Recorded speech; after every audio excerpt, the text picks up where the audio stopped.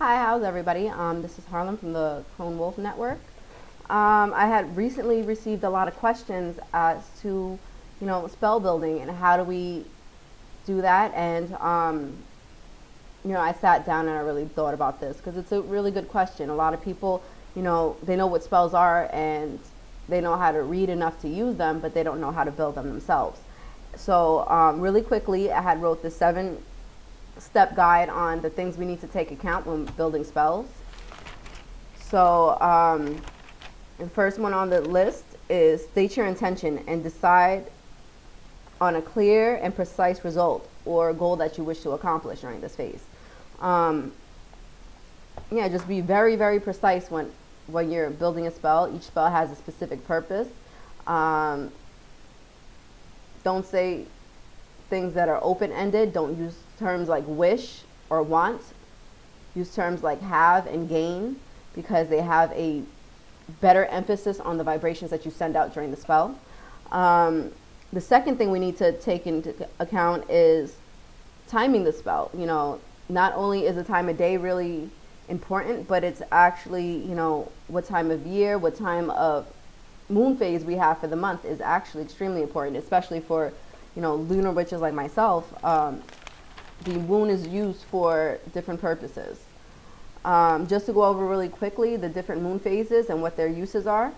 We'll start off with the new moon, which is blank meditation. So clean slate and to start fresh because the new moon is, quite frankly, the beginning of the month. But next up is crescent moon.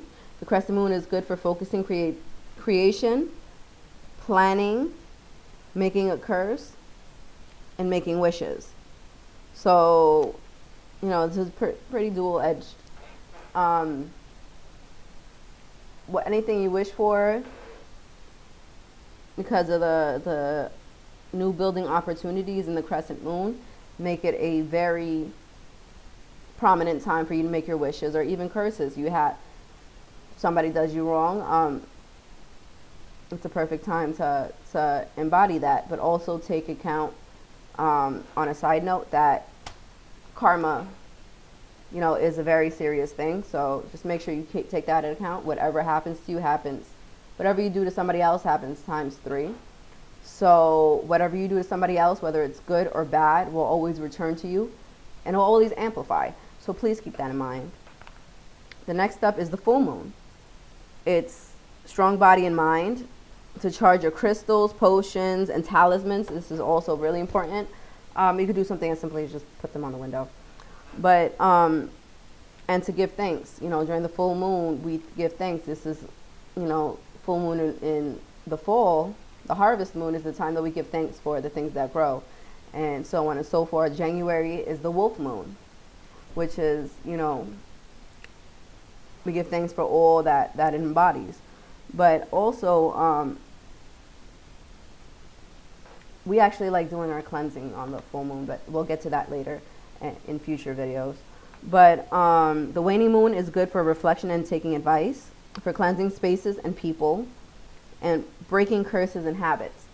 So I feel like the waning moon is actually one of the strongest moons, in my opinion, because of the fact is that although the full moon is prominent and it honestly the most power is in the full moon, but because of my basic witching intent, the waning moon is really prominent in my lifestyle because of the reflection and advice, because of the cleansing spaces and people, and breaking curses and habits. Everybody has a habit in life that they want to break. Everybody has bad habits that they want to replace with good ones. Everybody has certain situations they're going through, and if you're creating your spell to, combat that, the waning moon, is one of the best times to do it, if not the best. Third up on the list is work with the seasons. Certain materials and certain herbs and stuff only grow during certain times of the year. So, during stuff like this, you got to keep it in account. Just like, certain moons have other aspects to them, just like, Easter or Ishtar is the the moon for new growth. It's good for fertility and so on and so forth, abundance. And while, you know, the harvest moon in October is for giving thanks and for blessings and, you know, basically giving thanks for all the success that you had throughout the year. It's also a little witchy tidbit. It's actually our Lunar New Year. But the fourth thing on the list is to make sure you gather your tools ahead of time. You know, the worst thing in the world that you could do is to be in the middle of the spell and not know where your materials are. Because then what's the point in doing it?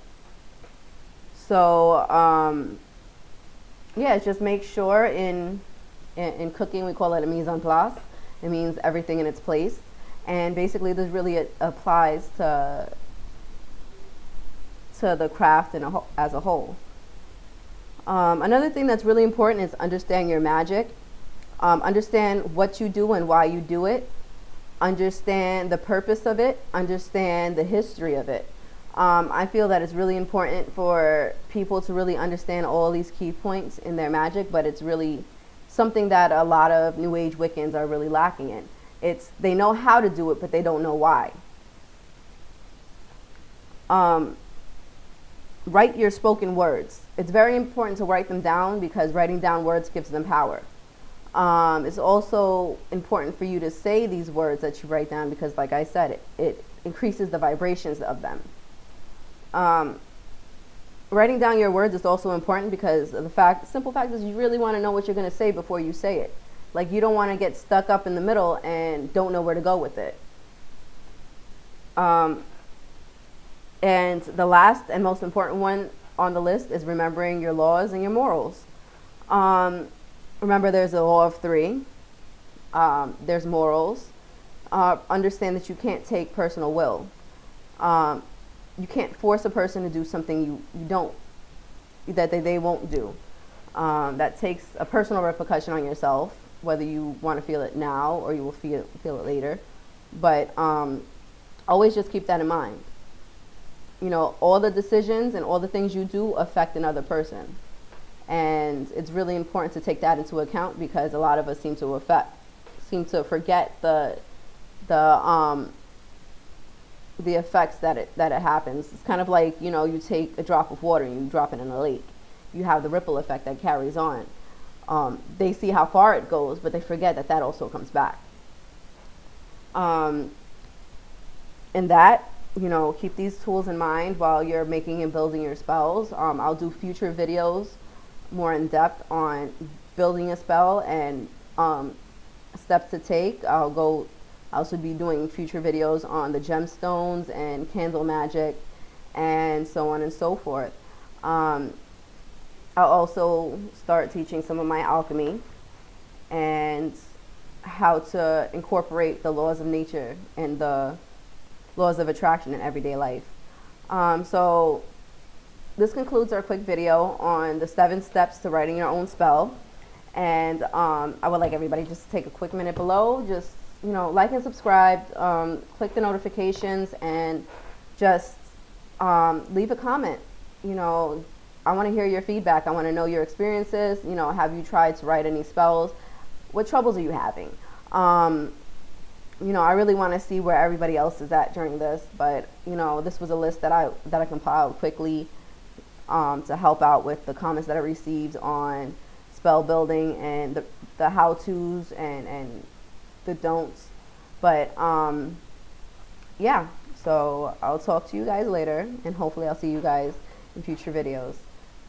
Namaste.